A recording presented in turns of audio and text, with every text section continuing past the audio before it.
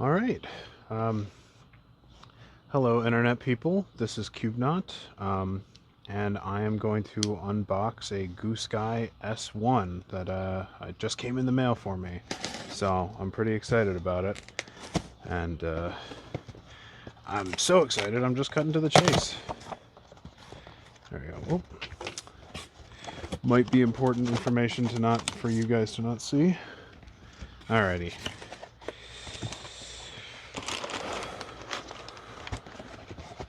So here it is. Oh, the Goosky S1 Legend. And this is the bind and fly version, although I'll get to why I think that's a little misleading in a second. Because while this isn't a review, because I don't know enough about RC helicopters at this point to actually make a solid review, I will be showing you what's in there and giving you my experience on the matter, however limited it may be. So box opens, and then they got this styrofoam looking material. Come on.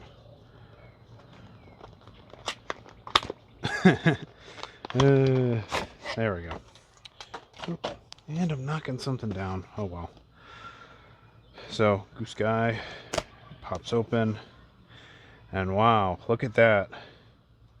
I did get the blue one because my favorite color is blue. I may be a little simple or basic like that, but look at that. She is a thing of beauty. And yeah, like there is it does come with a battery, so as soon as you charge it up, you can fly it. And also a little book in Chinese. Maybe there's some English in here. English words anyway. Then you get a charging cable for the battery, which is important because it only has this like the sense leads, and a lot of chargers, at least the ones that I've seen, use the XT60 type connector. They give you a nice little mini JST or micro JST or whatever it is connector, probably for one of the other things in this, and a couple zip ties and some extra screws, which is very nice. Uh-oh, I might have to tap this out. One moment.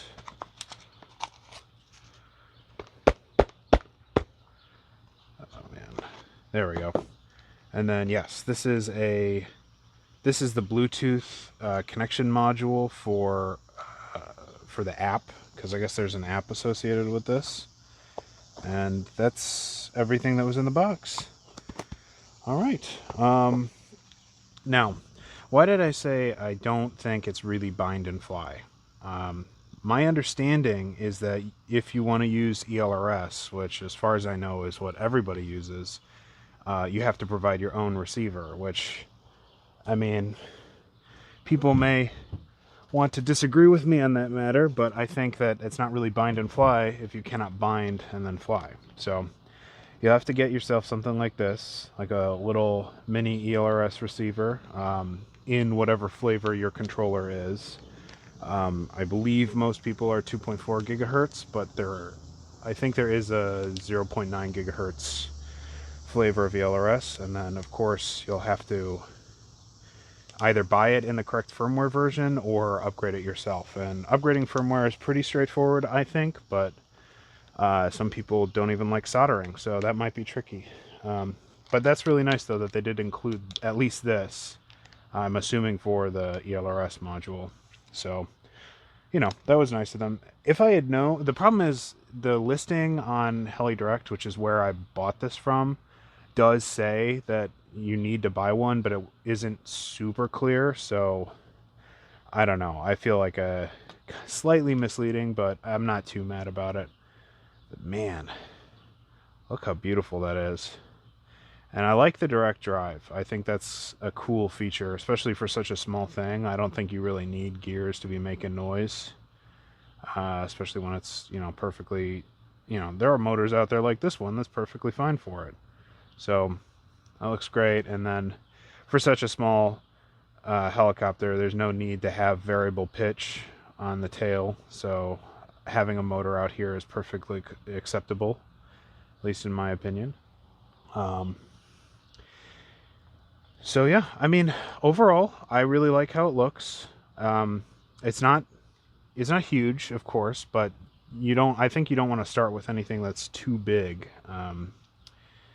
as your first helicopter. And at least at the time of buying it, this was like $170, something like that, because it's on sale.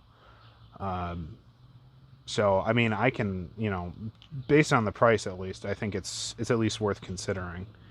And you know, again, nothing super duper fancy, but you can always change that. Like, I'm gonna try seeing if I can put this little AIO FPV camera on the front and fly around with it a little. I'm probably gonna want to take off this this shroud just to see if I can tape it on a little better or something. Or I'm probably gonna end up printing out a little housing to at least kind of grab onto this better. But I think something like that is, especially with the shroud off, is totally doable, and could be a really fun experience, especially since a lot of the line of sight stuff that I see people do with these more aerobatic helicopters is kind of, it's really cool, don't get me wrong, but I think it's a little on the silly side. I mean, I guess that's pretty rich coming from me, but I like the first person view flying. So you can't really do a lot of those tricks and be FPV because it doesn't really make any sense. Anyway, you probably saw this other stuff over here, but I just got some extra blades, and some, the blade set from, this is all from Heli Direct. I got some extra tail rotor blades, I guess that's what you'd call them. And I got some extra batteries and an extra charging lead so that I can do, because my charger is like a 2-port charger, so I can charge them both at the same time. These batteries aren't exactly the same as this battery, but they sell them at the same time on the website, so I'm sure they're very, it's very comparable. I mean, they're just tiny little, I think it's 300 milliamp hour 2S batteries, so nothing super fancy, but we'll see. And then I might as well say this now, since I don't know when else I'm going to say it, but my plan is eventually to put my own flight controller in here. By my own, I mean one that I've purchased, not one that I've designed, but that could support open source firmware. I'm thinking ArduPilot, I'm not totally sure, but then that way I can have a not AIO VTX or all-in-one video transmitter, so I can actually have an on-screen display, because that's a hugely valuable thing on a quadcopter, is to have all kinds of useful data readouts, and of course be able to see when your battery's running out. Like, I'm not entirely sure how I'm going to know the battery is low on this thing, which you'd think I would have found out, but who can say, I suppose, what information you can realistically find on the internet, especially when you don't know what you're looking for. Exactly. Anyway, I think that's enough yapping from me. If you've got any questions, let me know. If you've got any comments, let me know. I appreciate any subscriptions and likes and that sort of thing, but you don't have to. Anyway, thanks for watching.